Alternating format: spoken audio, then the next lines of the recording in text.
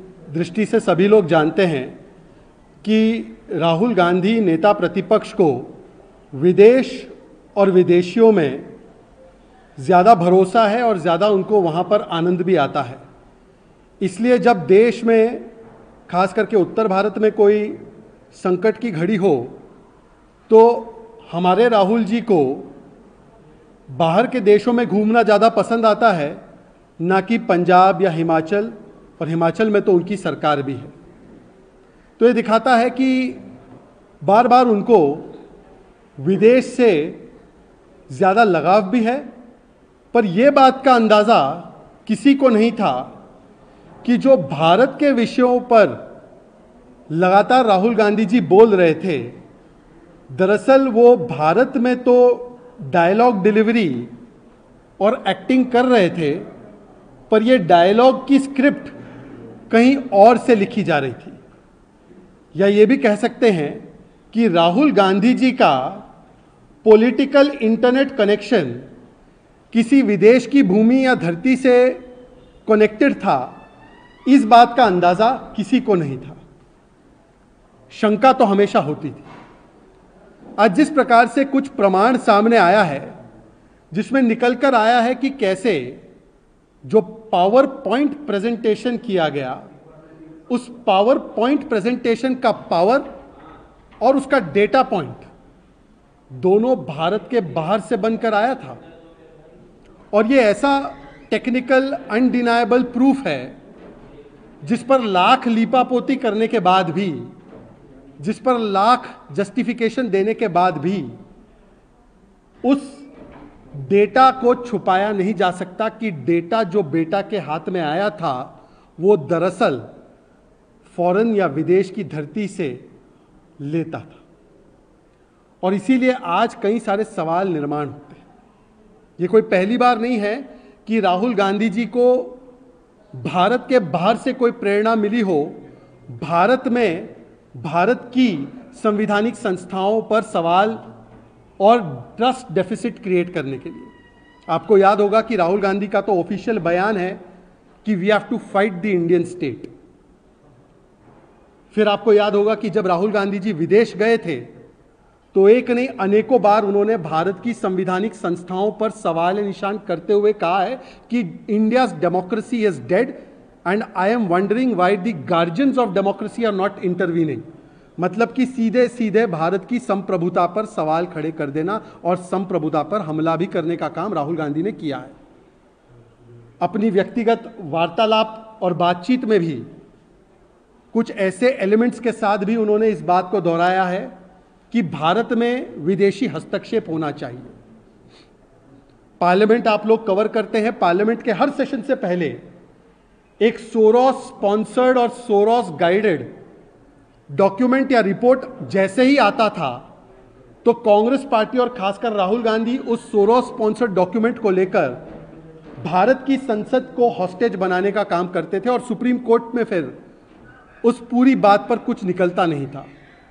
हमने देखा सेशन कई सारे निकल गए, परंतु सोरोस स्पॉन्सर्ड डॉक्यूमेंट के आधार पर किस प्रकार से भारत की संसद को बंधक बनाया गया। और सोरोस के कुछ लोग तो भारत जोड़ो यात्रा में भी राहुल गांधी के साथ सीधे शामिल हो गए। तो सवाल यह बनता है राहुल गांधी जी से कि क्या दरअसल जो आप ये डायलॉग बोल रहे हैं सेव डेमोक्रेसी, पर ये सेव डेमोक्रेसी नहीं, ये भारत के अंदर इंटरफियर विद आवर डेमोक्रेसी का एजेंडा लेकर किसी फॉरेन हैंड से तो आप गाइडेड नहीं है कठपुतली की तरह। सवाल यह बनता है कि डायलॉग तो यहां पर आप दे रहे हैं, पर इसकी स्क्रिप्ट और पटकथा लिख कौन रहा है बाहर से। सवाल तो यह बनता है कि बार बार ऐसी सुनियोजित तरीके से, सुनियोजित ढंग से हम देखते हैं कि भारत के संवैधानिक संस्थाओं के खिलाफ और भारत की एकता, अखंडता और संप्रभुता के खिलाफ जिस प्रकार का आप हमला बोलते हैं वो फॉरेन स्पॉन्सर्ड या विदेशी स्पॉन्सर्ड क्यों नजर आता है। और मैं कोई एक डॉक्यूमेंट के आधार पर नहीं बोल रहा हूं, मैंने पूरी सीरीज गिना दी। ये और महत्वपूर्ण इसलिए हो जाता है क्योंकि जो कहते हैं कि नारा वोट चोरी का है, दरअसल नारा वोट चोरी का नहीं है, दरअसल बात है ट्रूथ चोरी की। Rahul Gandhi LOP leader of propaganda बन चुके हैं और उनकी ट्रूथ चोरी का आलम यह है कि महाराष्ट्र में जो उन्होंने आरोप लगाए चुनावों को लेकर, उस पर सुप्रीम कोर्ट ने फटकार लगाई। फिर उन्होंने हरियाणा के चुनाव पर आरोप लगाए, उस पर कुमारी शैलजा ने बोला कि हम हरियाणा चुनाव हुड्डा जी की वजह से हारे।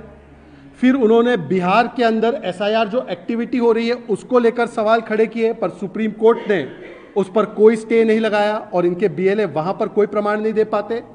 अब हाल ही में, कल ही की बात है कि जो राहुल गांधी जी का पावर पॉइंट प्रेजेंटेशन था, उस पूरे पावर पॉइंट प्रेजेंटेशन को एक पीआईएल के रूप में एक पीआईएल आर्टिस्ट ने मद्रास हाईकोर्ट में दायर किया था और मद्रास हाईकोर्ट ने इस पीआईएल और उसके सारे कंटेंट को, जो तो अब सवाल ये निशान है कि वो कंटेंट इधर से बना है कि वो कंटेंट डिसकंटेंट पैदा करने के लिए किसी और जगह से पैदा होकर और बनाकर आया है, उस पीआईएल को खारिज करते हुए मद्रास हाईकोर्ट ने उस पिटिशनर या पीआईएल आर्टिस्ट पर 1 लाख रुपए का फाइन भी लगाया और कहा कि इसमें ना कोई तथ्य है, ना कोई बेसिस है, ना कोई इसमें ये पिटीशन को वेल कंसीव्ड कहा जा सकता है, ये इल कंसीव्ड पिटीशन है। मतलब कि राहुल गांधी के इस पूरे के पूरे वोट चोरी के तथाकथित नैरेटिव पर एक और जुडिशरी का हम हथौड़ा चला है। पर जैसे पुराने ज़माने में हम देखते थे, महात्मा गांधी जी के 3 बंदर थे, बुरा मत देखो, बुरा मत बोलो, बुरा मत सुनो। राहुल जी के भी आधुनिक काल में 3 बंदर हैं, सच मत बोलो, सच मत देखो और सच मत सुनो। अब देखिए, राहुल गांधी जी तक ये समस्या सीमित होती तो बात ठीक थी। राहुल गांधी जी जिस प्रकार की बातें करते हैं, बातें करते करते महाराष्ट्र, बिहार, हरियाणा से चलते चलते कर्नाटक तक पहुंचते पहुंचते अब उन्होंने कल कहा कि वाइस प्रेसिडेंट इलेक्शन में भी चोरी हो चुकी है। जब आप ही में से एक पत्रकार ने पूछा कि राहुल जी, वाइस प्रेसिडेंट के इलेक्शन में क्या हुआ, आपकी तो 325 सीट आने वाली थी, 325 वोट आने वाले थे, क्या हुआ उसमें? तो राहुल गांधी ने बोला, यहां पर भी वोट चोरी हुई है, वोट चोर गद्दी छोड़, यहां पर भी उनको वोट चोरी दिख गई। राहुल जी, ये तो चुनाव बैलेट पेपर से हुआ था, इस चुनाव में जो भी सारी प्रक्रियाएं थी वो पहले से सभी को पता थी। वाइस प्रेसिडेंट के चुनाव में भी अब इस प्रकार का बिना तथ्य, बिना तर्क के अनर्गल आरोप लगाना, ये राहुल गांधी की राजनीति का स्टैंडर्ड ऑपरेटिंग प्रोसीजर बन चुका है। और राहुल गांधी जी ये आरोप कोई भारतीय जनता पार्टी पे नहीं लगा रहे। मैं पूछना चाहता हूं राहुल गांधी जी से कि राहुल गांधी जी, क्या आप ये कहना चाहते हैं कि जब देश को ओबीसी समाज से आने वाले, तमिलनाडु की भूमि से आने वाले, अ son of the soil of Tamil Nadu, somebody who is from the OBC community, he has risen to the position of the vice president, तो क्या आप उनको वोट चोर कह रहे हैं? क्या ये ओबीसी समाज का अपमान नहीं है? आप तो जितनी आबादी उतना हक की बात करते हैं, पर आपके प्रत्याशी तो उस समाज से नहीं आते जिसकी आप पैरवी करते हैं। और डीएमके लगातार जिस प्रकार की बातें तमिलनाडु के प्राइड की करती है, आज मेरा सीधा सवाल है उनसे जो ओबीसी समाज की और तमिलनाडु की पैरवी करते हैं, क्या आपको इस प्रकार के आरोप स्वीकार्य है? अब देखिए, सवाल केवल एक नेपो किड का नहीं है, ये तो कांग्रेस के नेपो किड की बात हुई, पर नेपो किड्स में भी किस प्रकार की प्रतिस्पर्धा है प्रोपेगेंडा फैलाने में, उसका परिचय तब मिलता है जब टीएमसी के नेपो किड अभिषेक बैनर्जी उनसे एक कदम आगे बोलते हैं कि यहां पर तो 15-20 करोड़ रुपए दे दिए गए सांसदों को वोट करने के लिए। इसका कोई प्रमाण है अभिषेक जी? और अभिषेक जी, आप क्या कहना चाहते हैं कि आपके जो बनाए गए इंडी अलायंस के सांसद है वो दरअसल सांसद टिकाऊ नहीं बिकाऊ सांसद है, वो बिक जाते हैं, अपने ही सांसदों की नैतिकता और इंटेग्रिटी पर इस प्रकार का सवाल खड़े कर रहे हैं। मैं पूछना चाहता हूं कि क्या ये संविधान का, संवैधानिक प्रक्रियाओं का, तमिलनाडु से आने वाले, ओबीसी समाज से आने वाले, मेरिट के आधार पर उपराष्ट्रपति बनने वाले हमारे सीपी राधाकृष्णन जी का ये सीधा सीधा अपमान नहीं किया गया है? द्रौपदी मुर्मू जी का अपमान, अब उपराष्ट्रपति जी का अपना अपमान, उद्धव सेना के भी लोग बताए क्योंकि ये पूर्व गवर्नर रहे महाराष्ट्र के। क्या आप इस प्रकार की बेबुनियाद बातों का समर्थन करते हैं, हाँ या ना? आखिरी में एक विषय ये भी देखने मिला है आप लोगों के माध्यम से कि खड़गे जी जो वैसे तो औपचारिक रूप से राष्ट्रीय अध्यक्ष है कांग्रेस पार्टी के, पर वो स्वयं ही मानते हैं कि हाईकमांड कोई और है इस पार्टी में। आज खड़गे जी ने अनकैरेक्टरिस्टिकली हिम्मत करते हुए एक ऐसी बात, एक ऐसा सच बोल दिया है जिससे कि हो सकता है कि खड़गे जी को कांग्रेस से उसका रेपरकशन भुगतना पड़े। खड़गे जी ने कहा कि हमारे यहाँ पर बहुत सारे ऐसे कांग्रेसी हैं जो नॉन परफॉर्मिंग होते हैं, जो कॉम्प्रोमाइज होते हैं, जो चुनाव दर चुनाव हराते हैं, और ये जो कांग्रेसी है ये सड़े हुए आम की तरह है और पूरी पेटी को, पूरे हमारे बक्से को ये खराब कर देंगे। अब मैं समझ नहीं पा रहा हूँ खड़गे जी इशारों में किसकी तरफ ये इंडिकेट कर रहे हैं, और अगर ये इंडिकेट कर रहे हैं तो मैं समझूंगा कि ये बहुत ही बहादुरी का काम वो कर रहे हैं कि जो 99 चुनाव हारता है और चुनाव हारने के बाद भी वाइस प्रेसिडेंट इलेक्शन से लेकर सारे चुनावों पर सवाल खड़े कर देता है और अपने भीतर अपनी अंतरात्मा के प्रति देखने का साहस नहीं करता, तो उनको जिस प्रकार से आज खड़गे जी ने वर्णन किया है, मुझे लगता है ये वाकई बहादुरी का काम है। शाम या रात होते होते उनके लिए कोई राजन्ना जैसा फतवा जारी ना हो जाए पार्टी से। एक आखिरी विषय जो अभी पता चला है कर्नाटका के संदर्भ से, कि डीके शिव कुमार जी ने